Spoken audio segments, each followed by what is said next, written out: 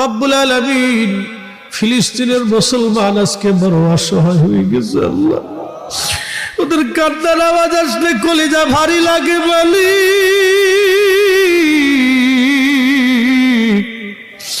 আল্লাহ ওদের দৃশ্যগুলি দেখলে কলিজায় ব্যথা লাগে আল্লাহ।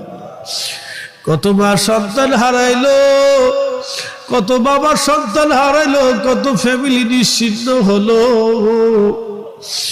আল্লাহ, কত সন্তান এতিম হয়ে গেল আল্লাহ।